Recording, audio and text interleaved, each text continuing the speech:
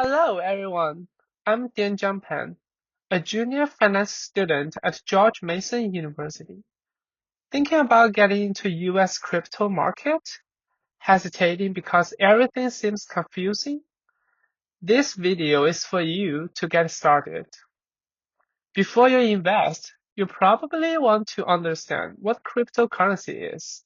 Generally speaking, cryptocurrency, or what we sometimes call it crypto, is digital form of money that no bank or government can freeze, print more of, or control. That's why many investors treat it like digital gold. The most well-known cryptocurrencies are Bitcoin, stablecoin, Solana, etc. It seems like a different form of currency that should complement traditional money. But how did it develop and become a big threat to the banking systems worldwide? According to a 2025 study by Sotani and her colleagues published in the European Journal of Management and Business Economics, the rise of cryptocurrency is actually related to a much bigger story: global financial instability during the COVID-19 pandemic. When COVID hit, financial markets around the world, including the Gulf region, Europe, China, and the US, were in massive shock. Stock markets fell, oil prices dropped, tourism collapsed, economies slowed down. The article goes on to quantitatively explain that investors became extremely fearful, uncertain, and pessimistic during that time. This emotional shock didn't just impact the stock market, it spilled over into cryptocurrency. And here comes the key. Crypto became a hotly discussed focus, not just because it was new, but because people lost confidence in traditional financial systems. When banks, stocks, and currencies were no longer trustworthy, investors had to look for substitutes. Decentralized, digital, and non-controllable cryptocurrencies appear to be the best option. So cryptocurrency is not simply a tech trend, but also a financial system that originated from crisis, fear, and a desire for substitutions. Now that we've looked at the history, let's talk about cryptocurrency today. Firstly, take a guess on who is leading the crypto markets. US, China, Europe, none of them. According to a major 2024 report from Chainalysis published in FinTech Magazine, the crypto hotspots with the fastest growth rate are in CSAO, standing for Central and Southern Asia and Oceania.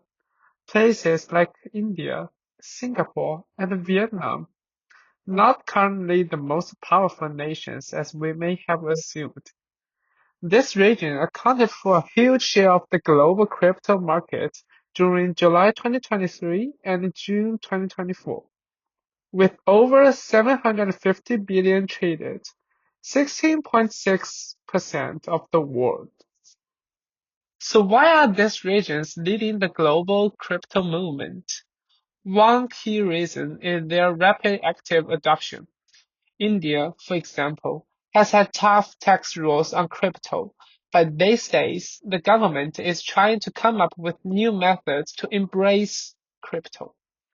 Recently, India's Financial Intelligence Unit put less restrictions on major exchanges, including Binance, the world's leading cryptocurrency ecosystem platform. Singapore is another example, as crypto was only used by big companies and investors, and now people are using crypto for everyday payment, especially with stablecoins like XSGD, which is tied to the Singapore dollar. That means crypto is even becoming part of daily financial life. In short, without governments taking deliberate steps to regulate, adopt, and integrate crypto, the industry wouldn't be expanding so quickly in regions like CSAO. Their proactive approach is what makes them global leaders today. And now we know the situation of crypto globally. Let's talk about something more important for US investors. How the US government and traditional banks are responding to the new enemy.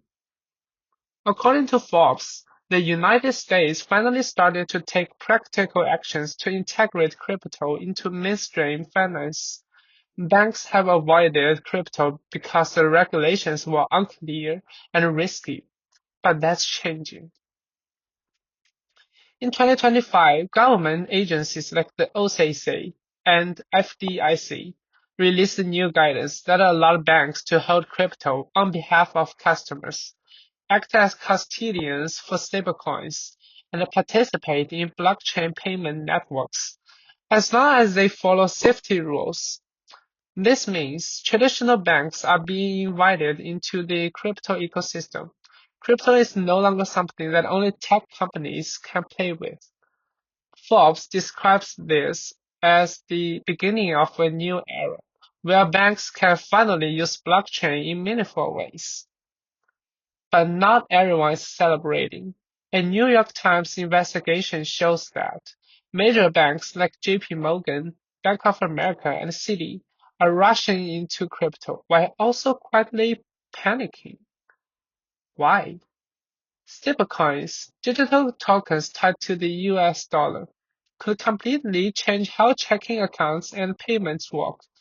If customers start to withdraw their bank money and deposit it into stablecoins, banks lose deposits. That means they will lose the main cash source of issuing loans, which is their primary business model.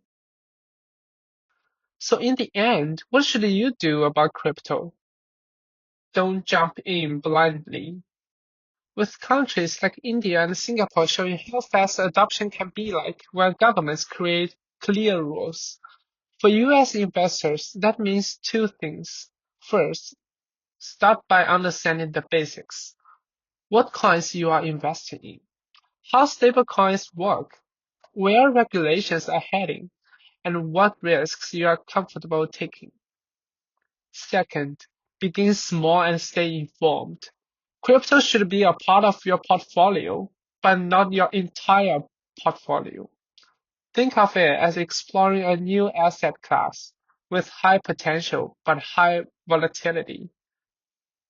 If you stay educated, stay cautious, and stay early, you will be in a much stronger position when the next wave of crypto adoption finally hits the US.